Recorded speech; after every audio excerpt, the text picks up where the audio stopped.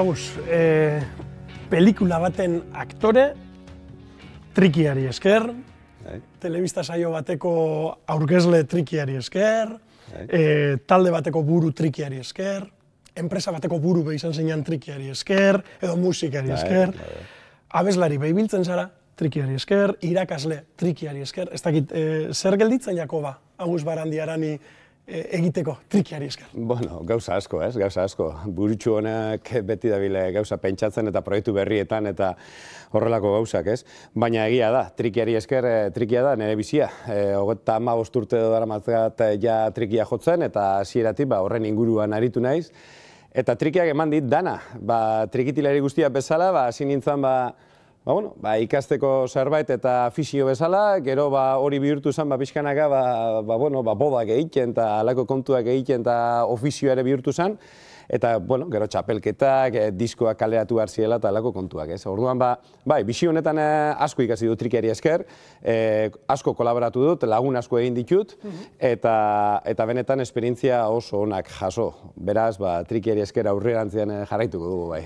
Bueno, egingo dugu berba, aipatu duzuz kolaborazioak eta horren inguruan begurako nahitzun galdetu, baina ez dakit zozer raiztu doan, ez dakit zozer egin duzun, txapelketak eta holakoak badakit baietz. Bai, hola ibili gara, ez dakit, 80. hamarkada hartan, txapelketatan ibili nintzen, eta Euskal Herrikoan, Bizkaikoan ere, gero horti urgabe sortu neban, urgabe, erromeri talde hasiera batean, bukaeran pixkate rockera do, horre aldera joan ginen, eta, trikiari esker, 11 diskoa eta ditu urgaberekin 4 disko izan zian, plazaz plaza ibili ginen, hasieran erromeria, gero kontzertuak ere egiten. Hoi hartzun nahikotxoa lortu denuen azken aldian, goatzen naiz kartzelako gutuna eta halako kantuak kaleratu genituela, eta, halako batean pentsatu neban, etapa hori bukatu zela, eta korrontziri eman behar niola, abia puntua edo, ze banikuen trikiarekin egiten nituen, konposatzen nituen kantu mordo bat, eta hasi ginen 2004-garrenean, ez, 2004-garrenean, hasi ginen Galdames Folk izeneko jaialdi batean. Orduan ez genukan ez da izenik ere iaia, taldeak ez eukan izenik, eta, izen gabe ere, hasi ginen, eta ordutik ona, ez, eta 11 proiektu izan dira. Asko aldatu da, Agus, ordutik gabe garaitik ona? Bai, asko, eta gainera, asko ikasi dut industriari buruz, ez? Nola Bagabiga ere sortu nun, Bagabiga diskoetxea ere, hasiera batean, ez dakizu oso ondo non sartzen zaran, baina ilusioz beteta zaude, eta zerbait egin behar dela, eta nolabait diskoak kaleratu behar diela, eta, industria aldatu nahian, edo amets hori, aldatu nahian, eta tokitxo bat egin nahian. Gero, 12 bat urte botan ituen Bagabiga buru, eta halako batean esatu duzu, ja etapa hau bukatu da, baina bitarte horretan asko ikasten duzu. Talde mordoa ikusten dituzu, eta harreman egiten duzu bereekin. Eta, 11 esperientzia eta 11 anekdota eta momentu zoragarriak ere, noski bai, momentu txarrak gutxi izan zian, momentu onak asko. Horren inguruan gurako noitzen galdetu, baina aipatu dudaz, hasikeran aipatu dudaz, zure hainbat faseta, ezta? Aktore, aurkezle. Banan aipatuko dutudaz batzuk, izen batzuk, gauza batzuk, eta zuk esan behar deutzazu, zer ona emoten dutzun, edo zer ikasi duzun bertatik. Nik uste dut aitortza hori egitea ondo dagoela. Adibidez, Basque Selfie filma, por txerto, Itziar Ituño hain ezagun bilakatu jakula zorionez mundu mailan. Baitu, Itziar izen zen, kristolako deskubrimentuan nietzak, kristolako pertsona da, aktoreza zoragarria da, baina pertsona bezala oraindik ere hobeagoa, eta musu bat, hemendik bera entzat. Izan zen, txapen izan zen, oindal urtetxo bat, pasatxo. Eta berarekin zoragarri, eta berak lagundu zidan, aktore faseta hori, ez dakit, deskubritzen edo behintzat, nire papera egiten, ez? Ni ez naiz aktorea, eta errespetu handia diot, ofizio horri, nahiko daukat musikari izateaz, eta baina, esperientzia bezala zoragarria, eta neu deskubritzeko modu bat ere. Nahi eta esan, azkenean neure historia bat kontatzen zen pelikulan, neu bizitakoa, eta momentu oso tristiak izan ziren bizitzan garai hartakoak, eta hori pelikula batean jartzea, nolabait niretzat ere izan zen terapia bat antzekoa, ez? Nolabait pertsona batzu psikologoaren gana joaten dira, azaltzea gauza horiek, eta ni kameraren aurrean azaldu nituen, ez? Eta besteak beste Itziar Ituño hori esker. Deskubrimentu bat, terapia bat, esan duzu. igual homenaje bat, bai, ez da, omenalditxo bat. Bai, eta, bueno, bere garaian isilarazi zuten, alako, baserriaren inguruan gertatutakoak, nolabait kaleratzea, bai nere barnean zeudelako, ez inor salatzeko, baina bai jendea jakiteko ze gertatu zen, ez? Eta ze hori ja pasatu zen, historia hori pasatu zen, momentu hartan oso gaizki pasatu nun, eta pentsamendua pelikula egiterako garaian esan norbaiten kontra joatea, guztiz kontrakoa. Zan gizarte honek ni barne, ze egiten ari garen ikustea eta jakitea eta kameraren aurrean hori azaltzea, ez? Azkenean, bixi honek azkar dijoa, danok ditugu mila gauza egiteko, eta batzutan hartzen dira erabaki batzu, akaso, nire ustez behintzat, ez direnak egokienak, ez? Eta orduan hori nolabait izan autokritika bezala, ez? Gure gizarteari halako argazki bat ateratzea eta esatea, batzutan ez gaude egiten behar dena, eta horregatik izenburu ere, askotan esaten diate, segatik bazke selfie, selfie bat dalako euskal gizartearena, nire ustez, noski. Zuen ikuspuntutik. Telebistan be korrontzi dantzan, aurkezten, zuen formatua, zuen taldea bera, aprobetxatu zen duen horretarako herri biltzeko, horrek zer ekarri utzun ona? Agian igual, den aktore faseta hori bizkat deskubritzekoa, oin igual aurkezle deskubritzekoa? Bai, deia jaso genuen, eta egia esan korrontzi dantzan proiektuarekin zoragarri pasatzen ari gara. Osea, kontzertu mordoa eskaini ditugu, korrontzi dantzan formatu horretan, 55 kontzertu izan dira, 60 herri desberdinetan, 60 dantza talderekin, hori gauza zoragarri izan zen, eta alako batean ikustea, telebista kate bat, ETV kasu honetan, interesatzen dela hori azalarratzeaz eta kaleratzeaz, eta horren inguruan erakutsi nahi duela programa baten bidez zer egiten ari garan, deia zoragarri izan zen, eta pentsatu genuen zergatik ez. Eta gehien bat, ze korrontzi dantzan niretzako da proiektu bat ez duela ere inoren kontra. Osea, dantzariak azalarazten direla, beraiek erakusten dutela, beraien prozedura edo prozesua ikasterako garaian. Korrontzi dantzan ikusi duenak, badaki hasieran, korrontziren koreografiak erakusten joaten garela herri batera, eta bereia joaten direla, bertako dantzariek gure koreografiak ikasten, eta gero guzti hori emanaldi batean erakusten dela herriaren aurrean, ez? Eta hori izan zen pixkat programaren eredua ere, nolabait ikustea zelako historia dauden herri horretan, dantzarien bitartez, zelan beraiek prozedura horretan joaten diran ikasten eta aurrera egiten, eta gero emanaldia bera. Guretzako esperientzia politia izan zen, eta orain mundu honetan telebistan ere dena dela reality kontu hori, eta nolabait pixkat zirikatu behar dela jende guztia nola ikasten duen eta negar egiten eta erakutsi behar da, guretzako zen eta gure lehen ez dakit, jarri genuen kondizio hori izan zen ez guk nahi genuela konstruktibo izatea, ez genuela nahi inongo kritikarik eta guk nahi genuela dantzaria ateratzea beraien historia eta beti espiritu positibo batetik. Orduan, hori uste du lortu genuela programa horietan, eta guretzako zoragarri izan zen, eta gero esperientzia bezala ere, oso politia, eta mila esperientzia beraiekin ere, dantzariekin ere, batera gogatzen nahi naiz, beraiekin gertatutakoak, eta beraiek ze nervio pasatzen zuten telebista gertzen zanean, eta kamarak zeudenean aurrean, eta guzti hori erakustea Euskal Herri osoari ETV-ren bidez, oso politia izan zen. Dana dela, aktore eta aurkezle zen hori ateratzea sabiz, baina musikari batek oholtzara igotzen da momentuan ez dau aktore eta aurkezle puntu bat behar, bai behintzat talde bateko buruzarenean. Guztiz, niretzako bai behintzat. Oso gatxas jatzun egingo, orduan, telebistan edo pelikulan egin duzuna. Uste dut, telebistan edo filmean egin dudan ona edo txarra zuzenekoari esker ikasi dudala, eta hori gero erakutsi dudala hor. Nik ez dut esaten ondo egiten dudanit, bakarrik esaten dut, zuzenean urte asko direla eta gauza asko ikasten dituzula, eta hori eramaten duzula gero beste proiektu batzuetara, ez. Guztiz, azkenean, jendea zure kontzertuan involukratzeko, zure aurkezpenak egiteko, zergatik gauden hemen, ze egiten dugun musika honekin, zergatik egin duzun kantu bat, hori guztia, taula gainean erakusten nuen, eta erakusten dut, eta nik uste dut eskolarik onena, nire kasuan mintzat hori izan dela, zuzenekoa. Hor, aipatzen hasita selfie, korrontzi dantzan, Bagabiga aipatu dugu, hitz egingo dugu horren inguruan, baina Basauriko musika eskola aipatu gura dutzut. Hortxe zabizelako irakasle, hortxe dozu plasea. Aipatzen ari garen dagoaneko solasalditxo honen hasieran aipatu dugu zen esparru guztiak, dira trikiari esker, gure musikari esker, euskarazko kulturari esker. Zer esango zentzan uste dauan horri, trikiari esker bizi ezin danik? Bueno, gogorra dela, musikari bezala bizitzea gogorra dela, eta nire ustetan behintzat, ez pentsatzeko esparru batetik bizi aldela bakarrik, osea, musikaren esparru batetik, osea, niretzako behintzat, beti musikaren inguruan, ez dakit, hainbat arlo desberdinetan sartzen duzu muturra, eta hortik akaso bizi alzara, ez?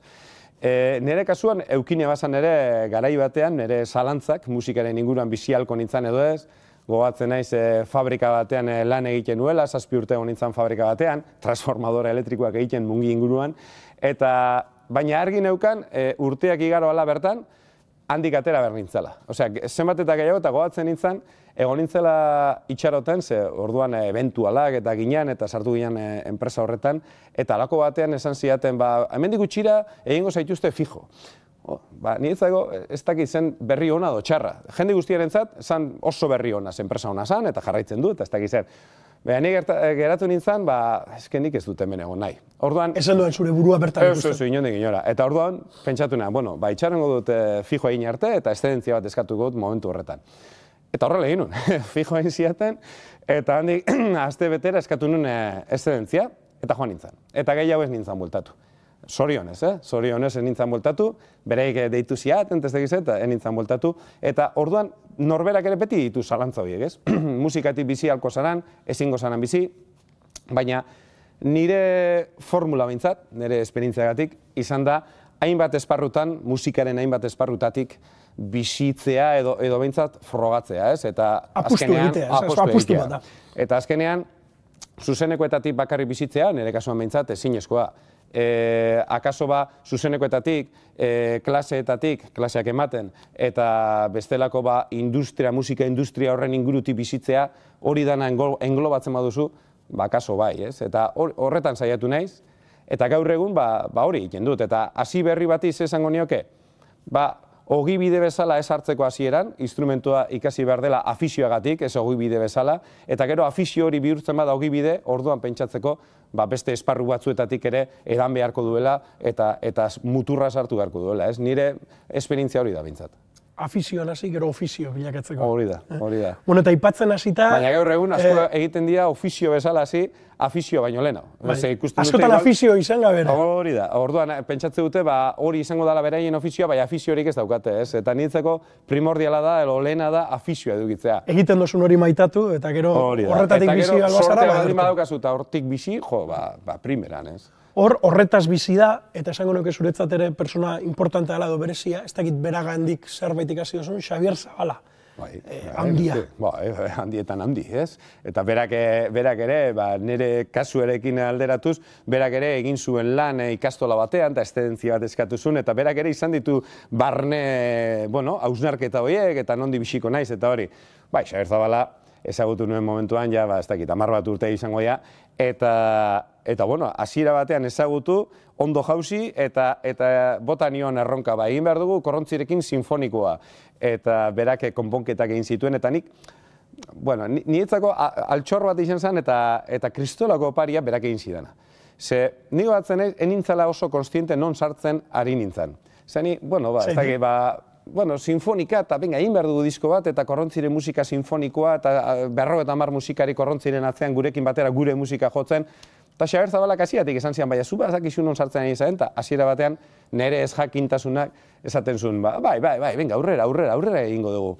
Baina halako batean, goatzen nintzen Bilboko Abando Ibarra horretan, jarri ginean 2014 urtean jotzen jaietan, eta hasi zanean, taula gainera atera, eta hasi zanean ehatzean zeuden 50 edo 60 musikari batera jotzen nire musika, ni negarri ito gogoa. Eta orduan nolabait ikusi nuela, Xabier Zabalak neri egin zidan oparia. Osea, berak egindako musika konponketa horiek entzutean nere atzean, eta 2000 pertsona, ez dakiz ema zeudena nere aurrean hori gozatzen, eta ni lehenengoa gozatzen, ni negarra egiteko gogoan neukan. Eta irudietan ere ikusten da, nire movimentuak eta zuzenekoetan, nolabait panderotxoa edo alako kantuak hasi zidanean, orkestaren kristolako alako preludio batekin, nintzeko izan zen, zer da, non sartzen ari naiz, eta orduan ulertu nuela, eta bertan zegoen Xabier Xabier Zabala orkestra dirigitzen, zer egin zidan Xabier Zabalak, ez? Orduan, Xabier Zabalan bakarrik ondo hitz egingo dizut, kristolako pertsona da eta kristolako opari egin zidan.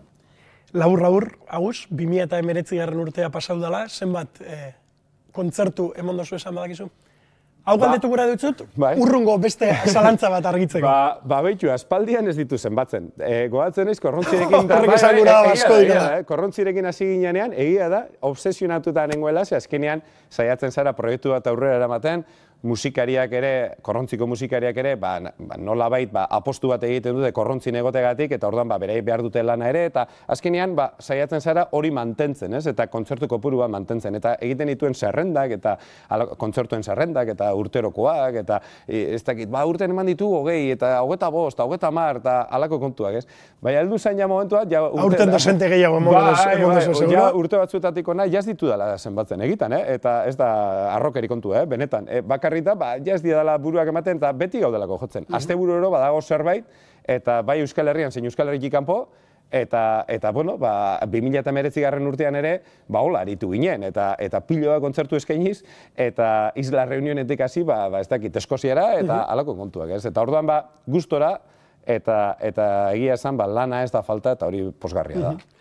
Emoten dau, plazarik plaza ari garela, eta emoten dau, kontzertu asko emoten da bezanak, eta askotan entzun izan doalako, nori bezan izan doztielako igual, hainbeste plazatik ibilita, eta helduko da momentu bat, iritsiko da momentu bat, plazek edo plaza gehienek ez dutzuela ezer barririk ekarriko, ez da bela zugan eraginik izango, edo akaso hortik aste batzuetara gogoan bestozula izango plaza hori, ez da?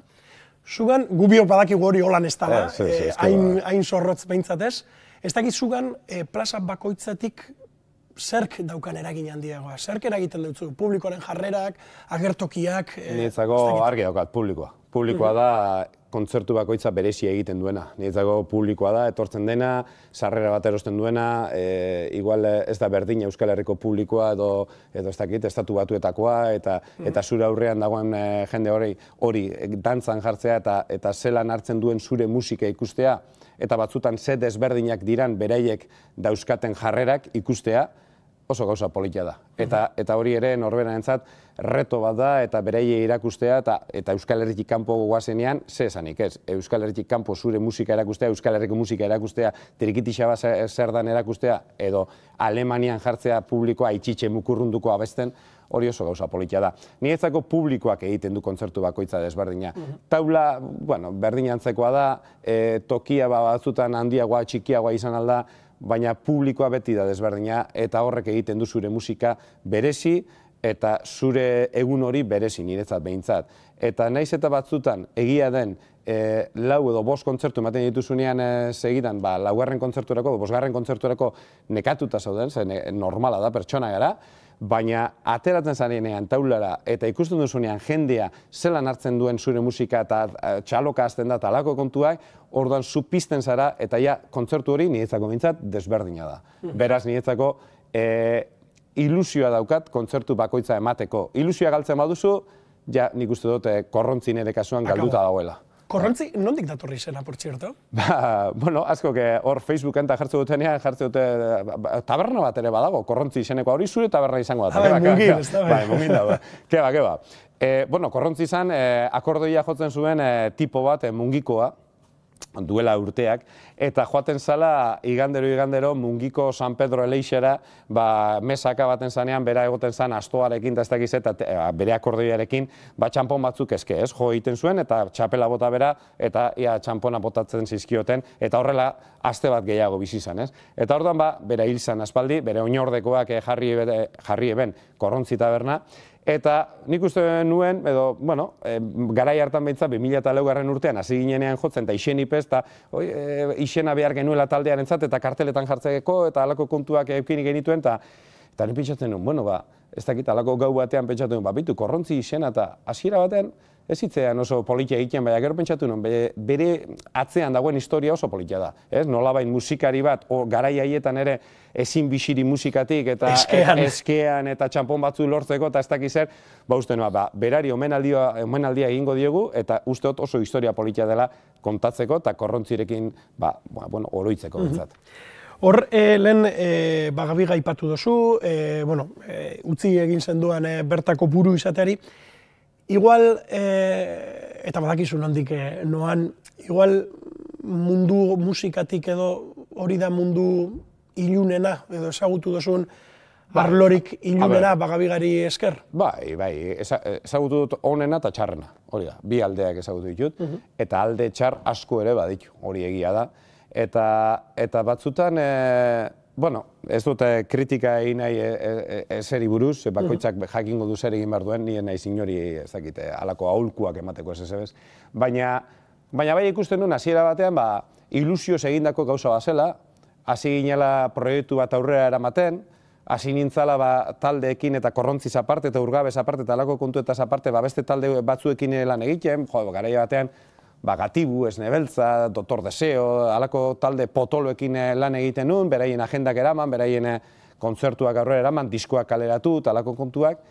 Baina baita ere, alako batean, neuk galdu neban ere ilusio hori, ez? Ze azkenean zut dinosuna, ikusten duzu mundu iluna, batzutan problema daudela, batzutan dirua dela garrantzitsuena, eta kaso hori ez da zuk nahi duzuna, baina sartzen zarenean espiral horretan, ikusten duzu, ez dakit, zelen esan ondo, baina ez daudela jabetzen zer egiten ari zen. Ez dakit alako, espiral horretan zaude, badakizu hori egin behar duzula, bihar lanera joan behar naiz, hau egin behar dut, hau beste egin behar dut, kontzertu hau lotu, ez dakit zer, eta alako kontuak. Eta alako batean, pentsatzen duzu, nik hau ez dute egin nahi, ze bihurtu dan, enpresa hau ze bihurtu dan, ez dut aurrera jarraitu nahi horrela, ez? Eta horregatik gehien bat utzi nun, gero ere ikusten nun, korrontzierekin oso guztuena ninguela, nire proiektu pertsonala zela, hori aurrera eraman nahi nuen, eta ikusita bestearen norabidea ez zela nire gustokoa, alako batean pentsatzen duzu, zer gehiago egin gabe, utziko dut hemen, beste batzuk hartuko dute erreleboa, nahi dutena, nik utzi neban, saldu neban nire partea, eta oso gustora orain. Baina baita ere ez nuke aldatuko Bagabigaren esperientzia, ze horrekin asko ikasi dut, eta industriari buruz asko ikasi dut, komunikabidei buruz asko ikasi dut, eta benetan esperientzia zoragarria, eta bertan zeuden taldekideak, beste musika talde batzuk, eta langileak ere egia esan zoragarri. Lehen danala, zer ikasi duzun, aipatu duzu, ez da industria handi horretatik asko ikasi duzula be, aipatu duguz be pelikulak, telebista saioak, irakasle be basarala, eta oin, ez dakit, zer ikasi duzun, edo kontrakoa, are gehiago aldrebestu deutzun, zuk buruan trikiaz zeunkan egitura eskema hori. DJ bategaz, DJ makalagaz, disko barria eta proiektu barri bat jarri duzulako martxan. Topaka hemen eskuartean daukadana. Konteistasun, ze aventura dau. Bueno, egia esan, erdi kasualidade sortutako proiektua da. Kanpoko jaialdietan eta asko ibiltzen gara korrontzirekin. Eta DJ Makala ere horrela ezagutu nun, kanpoko jaialdi batean, bera ere Womex izeneko jaialdi batean, bera ere duela urteak ezagutu neban. Eta beti urtero, Womex jaialdi horretan, bat egiten genuen, eta egoten ginean, eta hitz egiten genuen, eta euskal musika, eta berak bere DJ-a eta elektronika eta bere kontuekin, eta beti esaten genuen erdi bromatan, egin behar dugu zerbait, eta bio batera, eta ez dakiz, eta trikitixia, eta ezin dozuzuk egin, eta bai, eta alako kontuak, ez? Eta erdi kasualidades edo erdi bromatan. Eta alako batean, pentsatu genuen, aurten bazegoen deialdi bat Womex jaialdi horretatik, jaialdi berdinetik, nolabait euskal talde bat edo euskal tradizioari lotutako zerbait eramateko bertara Womexera eta bertan kontzertu bat eskaintzeko. Eta disko gabe, ezer gabe, pentsatu genuen Makalaketani, gure ekarpen egingo genuela, hasiko genuela proiektu bat, eta apuntatuko ginela, ez? Apuntatu ginen, entxeguak eta ezer egin gabe, apuntatu ginen, jarri genion taldeari izena, eta genukan ideia eta gitxo grabera nondi joango zen, baina egia esan ez egon ez repertoriorik ez ebez. Eta apuntatu ginen, hartu ziguten, eta lako batean, uda guztia egin genuen ensaiatzen proiektu berri honekin, eta Finlandian, urriaren usteot 30ean edo horri inguruan, egon ginen jotzen topakarekin. Laukote ereduan, makalani eta gero bidantzari, egon zian ere, ora aizpak, aguneingoak, eta benetan baitza zoragarri izan zen. Eta hasiera batean, proiektua izan behar zen, kontzertu bat eskaintzeko eta punto, baina pentsatu genuen, bertan aretoa bete genuen, aretoa dantzan jarri genuen, gure musikarekin, eta ja lana eginda zegoela, kantuak prese duela, pentsatu genuen, azokarako kaleratuko dugu disko batean, hau dena bilduko dugu, eta topaka horti dator. Eta azalean ere, horra agertzen da, Guomek selektion hori, eta Guomesari esker hasi genuen, eta abia puntua talde honena. Bueno, entzun beharko da, nik orain dut entzun, esango dut zudia zerritzaiatzen invento hau. Baina, bai egia da, disko hau jaso danean, pentsatu dela, ez da, igual egia da, eta hori Garikoitz Mendizabal txistulariak hementxe txapen bertan esan eustan, txistuak ez daukala modaz pasatzeko arriskurik. Inoiz ez dalako txistua modan egon. Trikia oso modan egon da, batez ere triki pop garai horretatik, Araitz eta Maider, eta en fin, garai horretatik ona, eta oin hau DJ batekin ustartuta, proiektu barriak, agian trikia modaz pasatu ez daiten. Trikiak modaz pasatzeko arriskurik dauka? Bai, arriskua bai. Ni moda esatea, ez dakit, pixkat arriskutsua egiten zait hori, termino hori erabiltzea. Baina, nik bai uste dut, trikitixean nolabait, edo trikitilari bat, edo txistulari bat, edo edozein Euskal Herriko instrumento tradizional, askotan plazetan ikusten ditugula, instrumento horiek ikusten ditugula, goizeko 10etan kale jira egiten herriti zehar, eta batzutan jendeak, gazte jendeak batez ere, ez duela baloratzen hori zer dan guretzako, euskal kulturaren zata hori. Hori, kakotxartean betikoa dela esango dizute, hori betikoa da, hori ez da modernoa, hori ez da politia, hori, ez dakit, bai, hori nire gurasoen edo aitxonen gauza da. Hori ere badago gaur egun. Hori gaur egun ere badago, naiz eta bere garaian trikitixa bun hori egon da guzti hori. Gure nahia beti izaten da, bai korrontzirekin edo topakarekin da alako kontuak, belaunaldi berrieri erakustea ez gure tradizioa, guk azkenean gure kantuak egiten ditugu. Tradizioan oinarrituta, baina nik ez nuke esango tradizionalak direnik inondik inora gure kantuak egiten ditugu. Euskal tradizioan oinarrituta, noski baietz. Zer da tradizionala, ez da? Hori beste kontua da. Beste debate bada. Baina guretzat, nik beti esate dugu, zu musika tradizionala egiten duzu, ez da ia. Guk egiten dugu musika tradizionalan oinarritutako kantu berriak, ez? Eta hori saiatzen gara jendeari irakusten.